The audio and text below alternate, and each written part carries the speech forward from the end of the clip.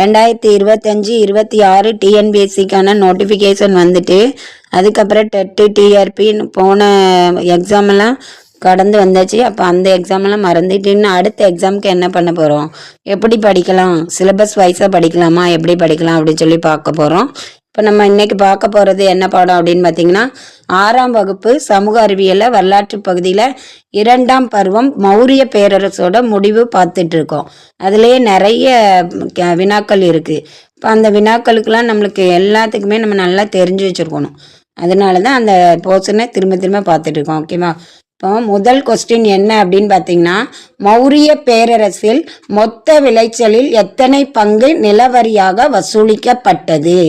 அதாவது மௌரிய பேரரசோட மொத்த விளைச்சல் உற்பத்தி செய்வாங்கல்ல வேளாண்மையில, அந்த விளைச்சலோட பங்கு எத்தனை அரசுக்கு நிலவரியா கொடுக்கப்பட்டது அப்படின்னு சொல்லியிருக்காங்க. 1/5 பங்கு, பங்குனா பாகம். ஓகேவா? அதான் பாகான்னு கொடுத்துருக்காங்க ப்ராக்கெட்டில். அதுக்கப்புறம் 1/6 பங்கு பாகா, 1/3 பங்கு பாகா, அந்த 3ஐயும் சேர்த்து மொத்த ஆப்ஷனா அனைத்தும். இந்த அனைத்து பாகமுமே கொடுக்கப்பட்டிருக்கு அப்படின்னு சொல்லியிருக்காங்க. இதில் ஆன்சர் அப்படின்னு பார்த்தீங்கன்னா, மௌரிய பேரரசில் மொத்த விளைச்சலில் 1/6 பங்கு பாகா. இதை தான் என்ன செஞ்சுருக்காங்க, மௌரிய பேரரசின் மொத்த விளைச்சலில் 1/6 பங்கு நிலவரியாக வசூலிக்கப்பட்டிருந்தது அப்படின்னு சொல்லப்பட்டிருக்கு. ஓகேவா? அப்போ இதுக்கு ஆன்சர் பார்த்தீங்கன்னா ஆப்ஷன் பி தான் ஆன்சர். ஓகேவா? அடுத்து 2வது கொஸ்டின் பார்த்தீங்கன்னா, மௌரிய பேரரசின் நகர நிர்வாகம் எந்த அதிகாரியின் கீழ் இருந்தது?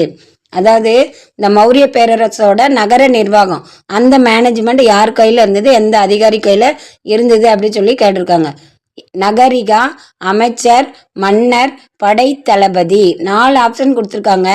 இதில் யார்கிட்ட அந்த பொறுப்பு நிர்வாகம் இருந்தது அப்படின்னு பார்க்கும்போது ஆப்ஷன் ஏ நகரிகா அப்படிங்கிற அதிகாரி கையில தான் மௌரிய பேரரசின் நகர நிர்வாகம் அமைந்திருந்தது. அந்த நகரிகா அப்படிங்கிறதுக்கு கீழே தான் மௌரிய பேரரசோட நகர நிர்வாகம் இருந்தது சொல்லியிருக்காங்க.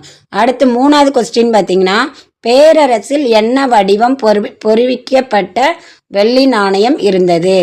அதாவது மௌரிய பேரரசில் என்ன வடிவம் பொறிக்கப்பட்ட வெள்ளி நாணயம் இருந்ததுன்னு கேட்டிருக்காங்க. மயில், மலை, பிறை சந்திர வடிவம், மேற்கண்ட அனைத்தும் அப்படின்னு கொடுத்துருக்காங்க. மௌரிய பேரரசோட அந்த வெள்ளி நாணயம் என்ன வடிவம் அப்படின்னு பார்க்கும்போது 3மே வரும். மயில், மலை, பிறை சந்திர வடிவம், இந்த 3மே சேர்த்து தான் பொறிக்கப்பட்ட வடிவமாக வெள்ளி நாணயம் இருந்திருக்கு. அப்போ ஆப்ஷன் டி மேற்கண்ட அனைத்தும். இந்த மேற்கண்ட அனைத்தும்னா என்னெல்லாம் அடங்கும்? மயில், மலை, பிறை சந்திர வடிவம். ஓகேவா?